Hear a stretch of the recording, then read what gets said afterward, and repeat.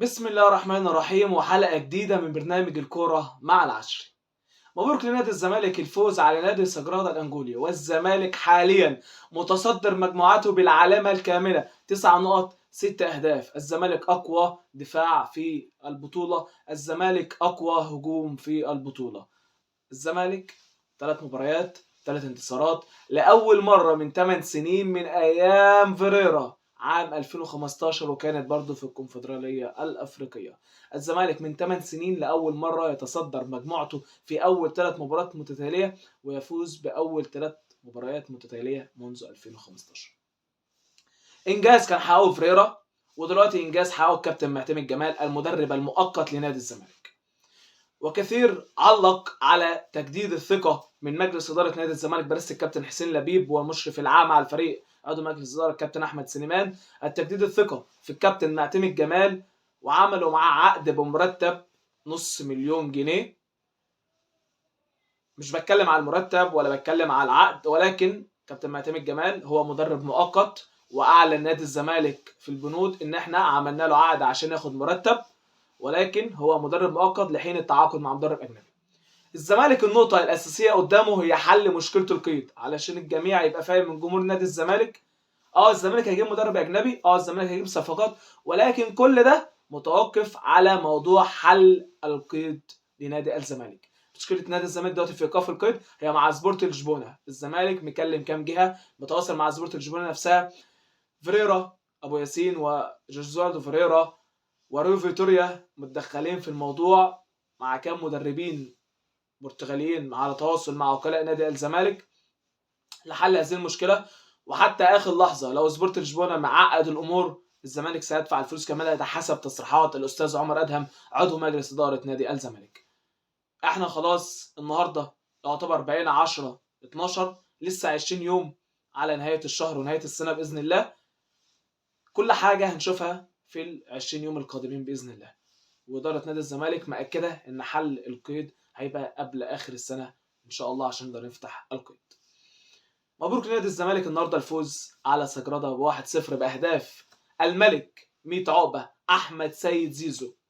احمد سيد زيزو بجد هو اللاعب دلوقتي اللي موجود في نادي الزمالك، هو ابرز لاعب في افريقيا عامه وفي الدوري المصري. احمد سيد زيزو في المكان ديت، بل يعتبر اللاعب تاني واحد في القاره بعد محمد صلاح عامه. يعني هنتكلم على القاره من غير محمد صلاح فهو رقم واحد، في وجود محمد صلاح فهو رقم اتنين. بجد ربنا يحملنا احمد سيد زيزو، وربنا يحملنا محمد صلاح اللي محقق انجازات بره في اوروبا ليفربول. ونروح لتشكيله اللقاء اللي بدأ بيها الكابتن معتمد جمال. كابتن معتمد جمال النهارده بدأ بعواد في حراسة المرمى، وعواد عمل لنا النهارده حته كده في اخر 10 دقائق قلب جميع كل الزملكاوي، وكل قلق الكره تتقطع من عواد ويجي هدف التعادل، ولكن الحمد لله عواد قدر يعدي ورقص بمزاج ويبدأ هجمه لنادي الزمالك. عواد في حراسة المرمى قدامه عمر جابر، محمد عبد الشافي باكات، حمزه المسلوسي وعبد الغني. حمزه المسلوسي اكتشاف في قلب الدفاع، والحمد لله الونش رجع. الحمد لله الونش رجع، وشكلنا هنشوف الونش وحمزه المسلوسي في الدفاع الفتره الجايه. نص الملعب نبيل عماد دونجا، ورؤى في الهجوم زيزو وشيكابالا ونداي، وكان في الهجوم سيف الدين الجزيري. النهارده سيف الدين الجزيري النهارده ما كانش في وعيه النهارده، ضيع كتير في كور استلمها غلط، في كور بصاها غلط. كابتن معتمد جمال صبر معاه لحد اخر 10 دقايق وخرجه ونزل مكانه سامسون. شيكابالا خرج ونزل مكانه عمرو السيسي، وخرج نداي بين الشوطين ونزل مكانه يوسف اوباما، وفي اخر دقيقتين خرج زيزو ونزل نيمار. عندي تعليق بسيط على الكابتن معتمد جمال. انت مستحوذ على اللقاء، انت كسبان 1-0، ولكن انت كان ممكن يجي فيك هدف التعادل في اي لحظه، المباراه كانت ممكن تهرب منك.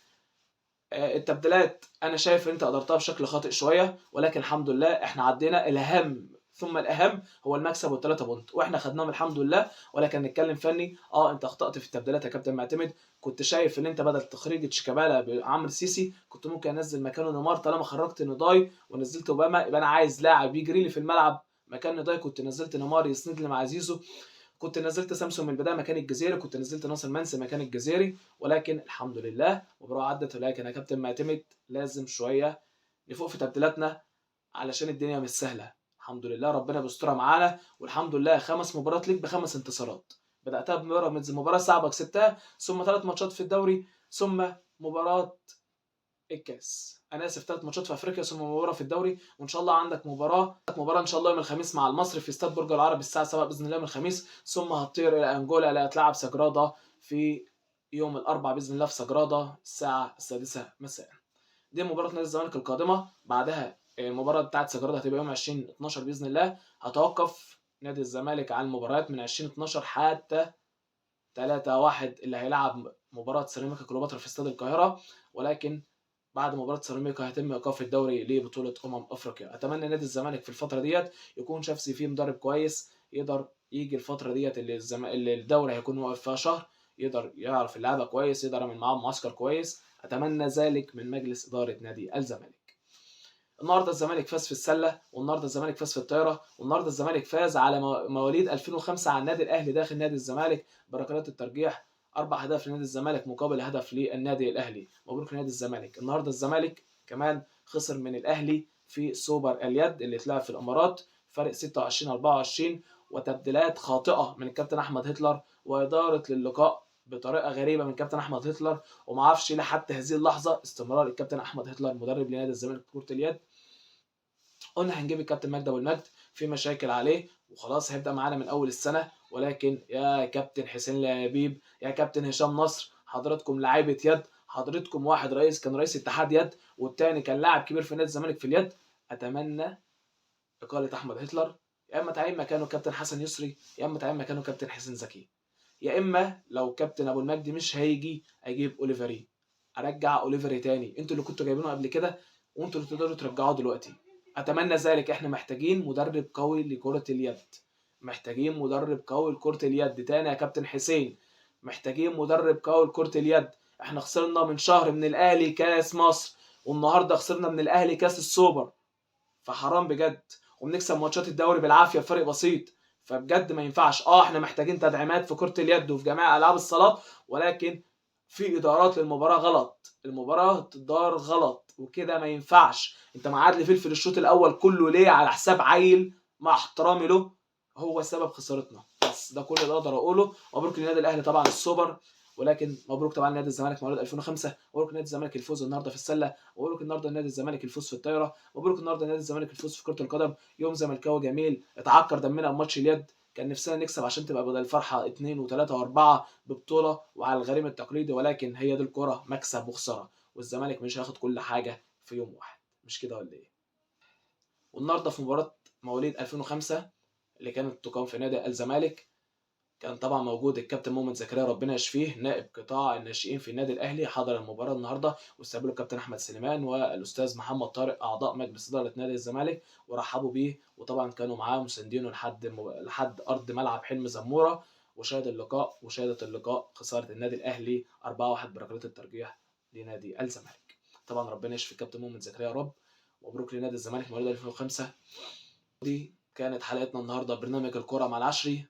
مبروك لنادي الزمالك التصدر مجموعته في دوري الكونفدرالية، مبروك لنادي الزمالك 2005، مبروك لنادي الزمالك دوري السلة الفوز، مبروك لنادي الزمالك دوري الطايرة الفوز النهاردة، مبروك لكل الزملكاوية وهارد لك لفريق اليد. عاش نادي الزمالك وعاش والله حب في قلوبنا، ولما اتولدنا ما اخترناش اسامينا، اخترنا الزمالك يكون نادينا. الى اللقاء في برنامج جديد الكورة مع العشري.